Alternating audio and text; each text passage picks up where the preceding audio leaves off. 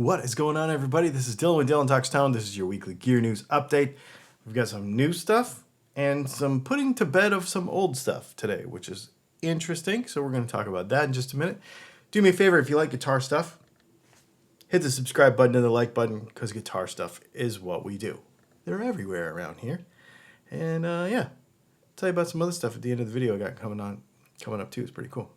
All right, let's get into this here news. First, we're going to talk about something new.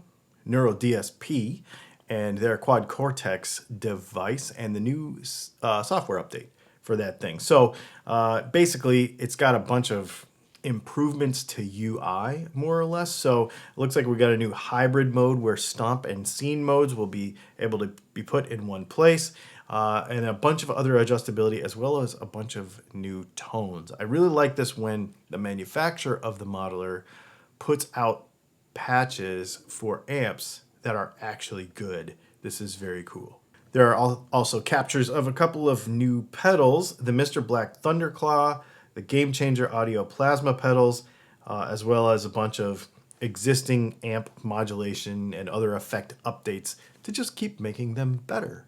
So with the software update, you basically got a whole bunch of new stuff. Magnatone's Super 59 M80 is a EL34 45 watt tube amp from Magnatone, and it's killer. If you've ever gotten to play one, this stuff is amazing. This new one is actually a 212 version of same said amp. It's got a tube buffered effects loop and all the things that you would come to expect from a Magnatone, only there's more speakers. Those speakers are two 12-inch WGS warehouse guitar speakers, ET90 speakers. And yeah, this thing is going to be pretty killer. 212s are awesome. Wider presence. You should try one. We keep going with amplifiers. We've got Orange and the new RockerVerb Mini MK123 amp. And this thing's going to have two, it looks like 12-inch lightweight creamback speakers and thinner plywood. Now they say they're doing this to make it lighter. I would also say it's probably doing it to make it cheaper, because Baltic birch, which is what is used in this cabinet, has become very hard to get and very expensive. So we've got some updates to this thing basically in the construction. However, when you go from a Celestion V30 to these new neodymium magnets that are in here, they're a lot lighter, but of course they probably had to work around some things to make sure they still sound good. So apparently this thing sounds awesome. It is lighter, the cabinet is thinner, and there you go. Tubes, lighter, easier to live with. We have to talk about Pure Salem's new La Bruja model. It's kind of a Ibanez slash Firebird kind of thing mixed together. Really cool shape, and I love the color of this thing. I love the vintage vibe, but different shape. What a cool thing. It's got some pickups in it that they make. They look like gold foils. It says gold foils, but they're not really gold foils. They're just humbuckers with gold tops, I'm pretty sure. Fender did the same thing last week. We saw that. They also have a 23 3/4 inch scale length, which is interesting, as well as 21 frets, 43 millimeter nut, and modern thin C neck. So this thing's going to be overall a rock and roll machine, obviously. And I think this thing is $1,145, which is not too shabby for a guitar that's probably going to turn some heads when you pull it out of the case. Here's just something kind of new. Not new, but new. You can't actually get this one, but you can kind of get something like it. So Korg, a few years ago, came out with this whole new tube technology. And the idea was a low voltage vacuum tube. It looks like a chip, but it's got plates in there. It's got cathode and anode, all the things that tubes have. But I think it runs at a lot less voltage, like 5 or 8 volts or something. It's very low.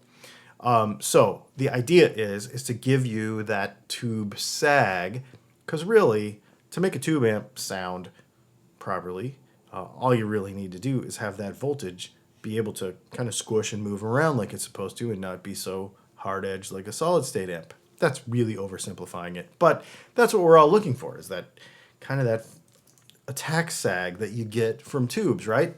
And of course, the harmonics that come from that and that surround that and bloom from that. So Korg came out with these new tube things, and they look like little chips. They put them in a pedal a couple of years ago. I'll leave a link to the pedal that's already out, because this one's not out yet. I think they're like $300. You can buy it. It's in a kit. You don't have to solder anything. You can just kind of like kit it together. It's super easy to put together, I think, according to the pictures and the directions. And then you have this new tube guitar pedal. So they came out with a new one, and it is called the TRS Tube Amp Emulator and HDS Distortion. So I'll leave something similar to this that I found on Sweetwater to a link to it below so you can check it out.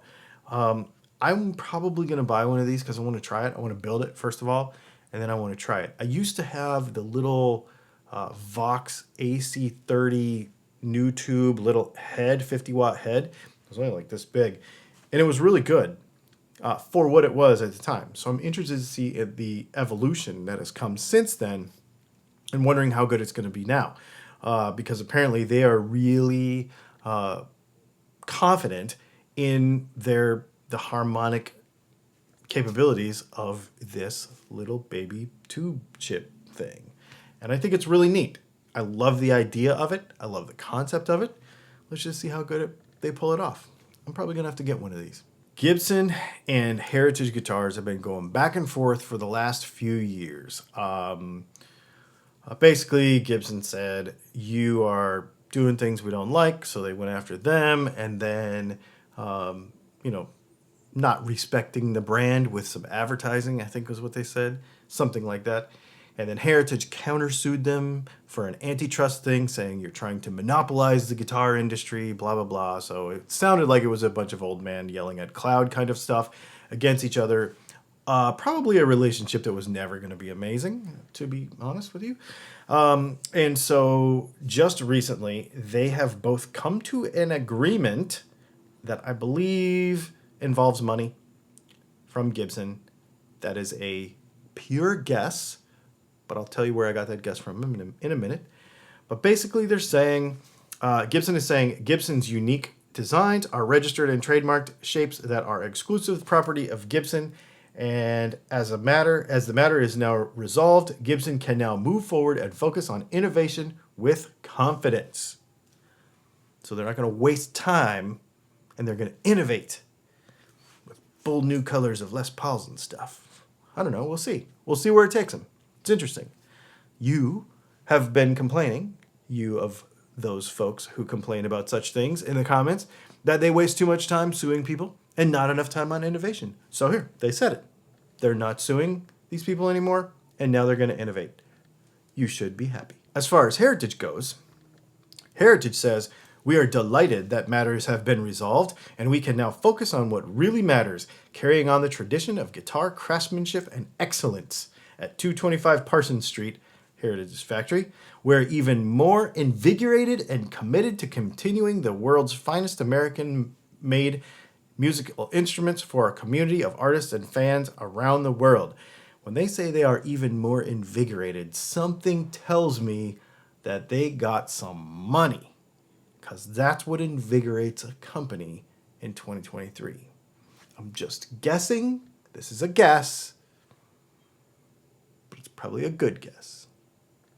Anyway, pretty interesting stuff. Positive, looking towards the future. Let's all just play our guitars, no matter what shape they are. But don't steal. Don't steal somebody's idea. I guess that's the lesson for the day. Pretty interesting cross-section of news today. Do me a favor and hit the subscribe button and the like button if you like guitar stuff. I got a video coming out on Friday that is a this guitar versus that guitar video that I think you are going to really enjoy because it's something I've never done before. Also, we've got a live stream coming out on Thursday. I'm recording a podcast with a guest tomorrow that you'll see next week, which is pretty cool. And then I've got another pickup comparison video coming out on Monday. So, some pretty cool stuff. Make sure you do what we said, the YouTube-y stuff, subscribe, like, bell, that junk. And please check out the links below because that's what helps out the channel to keep us all going. And if you want to support Dylan Talks Tone specifically, directly, you can go to dylantalkstone.com and buy some pickups because that's what we really do. Thanks for hanging out, and we will see you in the next video.